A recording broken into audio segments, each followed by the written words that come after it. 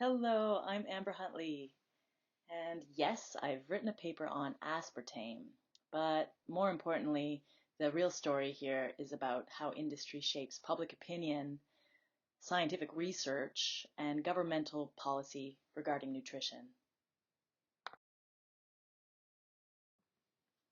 This summer, the debate was reignited over whether or not aspartame is safe. The World Health Organization and the FDA, the US Food and Drug Administration, disagree over the safety of aspartame. The WHO examined evidence that linked the use of aspartame to cancer, and it was not convinced that we have adequate proof that it's safe. It calls for more studies to ensure the public is not being harmed.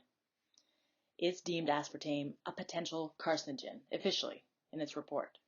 And the FDA flatly disagrees, and it offers unambiguous support to the artificial sweetener industry and claims that the science presented by the WHO is faulty.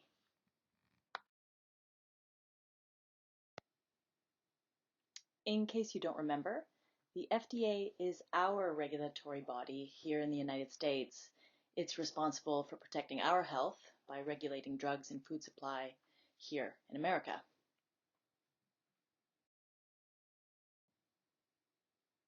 The World Health Organization is part of the United Nations. It's based out of Geneva, Switzerland, and it applies a science-first philosophy in an attempt to promote good health among the world's entire population. It's a widely respected organization. You might remember it from the early days of COVID.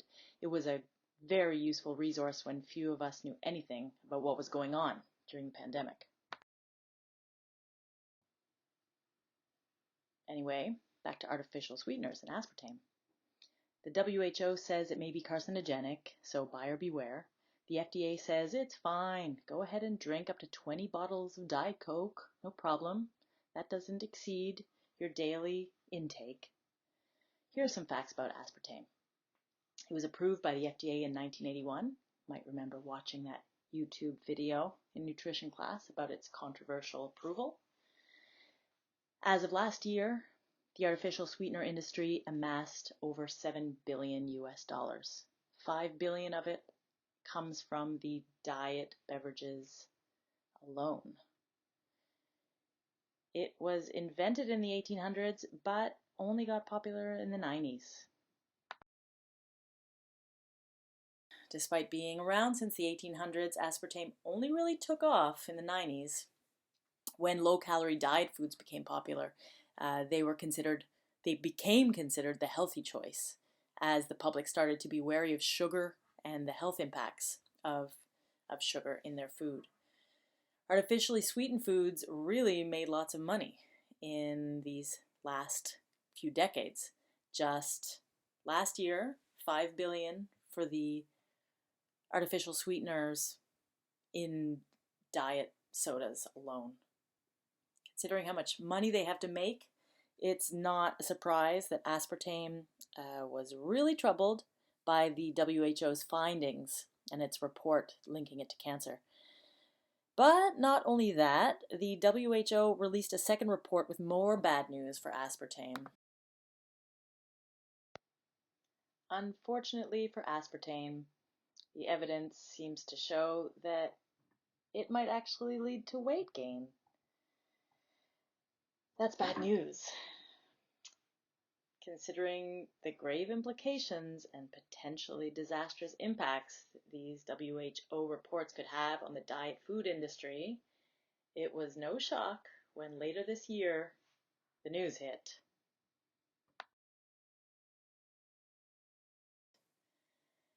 That the American Beverage Association, a powerful lobby group which represents Coke, Pepsi, and other soft drink companies, paid a bunch of social media dietitian influencers to push aspartame to their followers. They went to their social media platforms and told their followers that aspartame was safe and healthy and a great way to lose weight. And they made a lot of money to do so. But it should be noted that the majority of these influencers did not disclose that they had been paid for this promotion. Ethically problematic behavior and totally in disregard for platform policy, which requires influencers or anybody to disclose paid advertisements. So this meddling by the soft drink industry, it's not the first time corporations and their representatives have worked behind the scenes to control the narrative in their favor. The big one, tobacco, is often credited for writing the playbook on how to hide unfavorable research and avoid regulation altogether, famously hiding well-established links between smoking and lung cancer. That's something we all now know very well, thanks to years of lawsuits that finally exposed industry lies. Sugar and margarine worked together too, in the mid-1900s, to craft the prevailing and current belief that cholesterol is the bad guy that's caused the rise of heart disease since the turn of the century.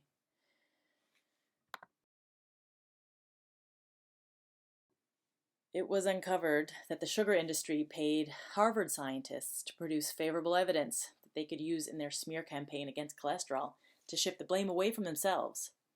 The edible vegetable oil industry, hungry for the market share occupied by butter, saw an opportunity to establish itself as a healthy alternative to butter and joined sugar's cause.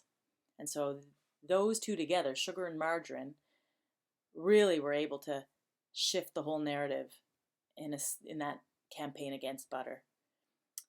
Margarine, with the help of an edible oil industry insider, as newly appointed FDA counselor, managed to craft government regulation that helped solidify the anti-cholesterol movement. And that narrative remains strong to this day, despite plenty of evidence to the contrary. So who do we believe then? Does the FDA have our best interests at heart? We're told to educate ourselves on healthy food choices for the sake of our health. But it's really tough to identify trustworthy information when even governmental agencies can't agree on the safety of food items. Industry lobbyists continue to manipulate consumers and governmental regulatory bodies. Our own U.S. Food and Drug Administration has had close ties to industry, appointing previous food industry employees as regulatory council members, and has been able to enact policy changes without Senate approval. Misinforming the public on something as essential as food, it sounds like a conspiracy theory, but considering the huge costs of research and limited funding sources available to researchers, it's easy to see how science can be exploited by industry money.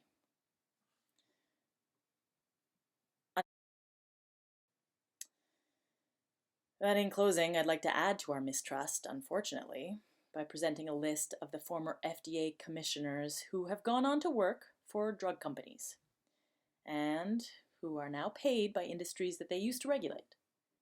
While this move is not technically illegal, as the above would quickly point out, yet this consistent pattern of FDA regulators becoming employees of drug companies, it points to a history of unethical connections between industry and regulators.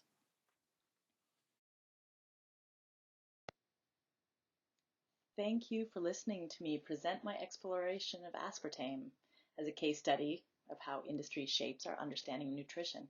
I hope you enjoyed it.